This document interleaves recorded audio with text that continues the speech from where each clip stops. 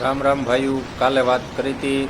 આજે ફરીથી ઘેડનો નજારો. આ નવા ગામ ભયડનો રસ્તો અને મિત્રાળાથી જે ભયડનો રસ્તો છે, ભાદર નદીના પાણી ફરી વળ્યા છે અને ખેડૂત માટે ભાઈ એક જ ઉપાય છે કે આ પાણીનો યોગ્ય નિકાલ થાય. અને મેં કાલે પણ કીધું હતું કે ચિકાસાથી નરવાઈ મંદિર સુધી 500 થી 600 મીટરનો બારાવાળો પુલ બને તો જ આ પાણીનો નિકાલ થાય, બાકી આનો કોઈ ઉકેલ નથી. અત્યારે માંડવી વાવી, સોયાબીન વાવેલા, જુવાર વાવેલી, અડદ વાવેલા, આ બધાય પાકનો નાશ થયો છે અને ખેડૂત હેરાન છે. જ્યારે સિંચાઈ માટે પાણી જરૂરી છે ત્યારે પાણી આપણને આપવામાં નહીં આવે. રૂપિયા ભરવા છતાં પણ 2-3 ફેરી છોડાવવા છતાં ન હાલે. છતાં ઘેડ કેવું છે એ જોઈએ. આ ભજનના શબ્દો અને આ પાણી ઘેડ ખમી શકે છે, પણ જાગવાની જરૂર છે, કારણ કે હવે હદ થાય છે.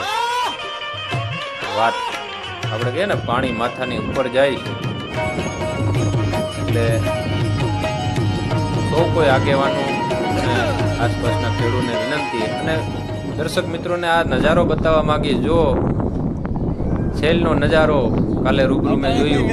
ઉંદરડા જીવ બચાવવા માટે જો પાણી ઉપર બેઠા છે અને ફરતો એ પાણી હિલોરા રે, મીઠા પાણીનો સમુદ્ર, બે ઉંદરડા અને જો આ વીસી ને બધા અટાણ હપ આવે છે, બધા જીવજંતુ મકોડામાં.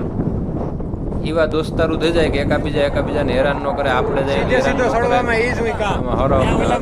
હિંદરા ને જે કઈ જીવજંતુ આવ્યા હોય ત્યાં એને આશરો મળે, ત્યાં જીવ બચાવે.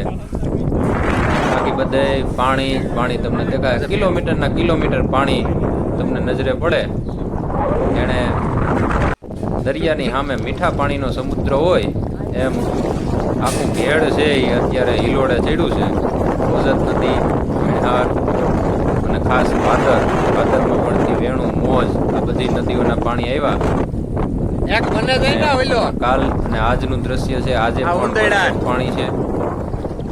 ભડથી સિકાસા જતો રસ્તો પાણીમાં ગરકાવ છે અને આ રસ્તા ઉપર ગોઠણથી વધારે ડૂબ પાણી છે. હજી જૂન મહિનામાં છે, હજી આવી 2-3 છેલ્લું ભાદરવામાં નાય છે. જો આ ઉંદર બિસાડો, એનું કહેવાય ને કે મધદરિયા હાજી કાસમ તારી વીજળી હાલક ડોલક થાય એમ ઉંદર પોતાનો જીવ બચાવવા છે. એની નીચે હરપોલિયું છે. બધા એક બાવડામાં એક ભેગા હોય, કોઈને નુકસાન ન કરે, કારણ કે અત્યારે આવા જીવ, અબોલ જીવનો નાશ થાય. કેટલા બધા આવા અસંખ્ય જીવ જંતુઓ છે આમાં તણાઈ જતા હોય છે. અને આપણે ઘણા એવા વિડીયો તમે અત્યારે જોયા છે. ઘણી અમુક ભેંસો તણાઈ ગઈ છે. તો ખાસ જે આ ભેંસો અને પાલતુ પ્રાણી છે એને તમારે સાવચેત જગ્યાએ રાખવું, ટીંબા ઉપર રાખવા. બાકી તો જે આપણે એ રીતના આપણો જે ઘેડનો આકાર છે, આ ફરીથી તમને રસ્તાનું દ્રશ્ય દેખાડું અને ગામથી તમારું દ્રશ્ય જો. એ ગામની ફરતે પાણી છે. ગામ જાણે ટાપુમાં ફેરવાઈ ગયું. આપણે પાણી દર વર્ષે આવવાનું છે, પણ આ પાણીના નિકાલ માટે જો 500 થી 600 મીટરનો એક બારાવાળો પુલ, આ માગણી અને ધારાસભ્ય, સંસદ સભ્ય કે કોઈ પણ પક્ષ ગમે બધા પક્ષાપક્ષી ભરીને આ એક બારાવાળો પુલ બનાવી દે કે જે બારણાવાળો પુલ હોય કે ખારું પાણી આવે ન હગે અને આ પાણીનો ઝડપથી નિકાલ થાય. આવા પુલની એક માગણી છે. જો આ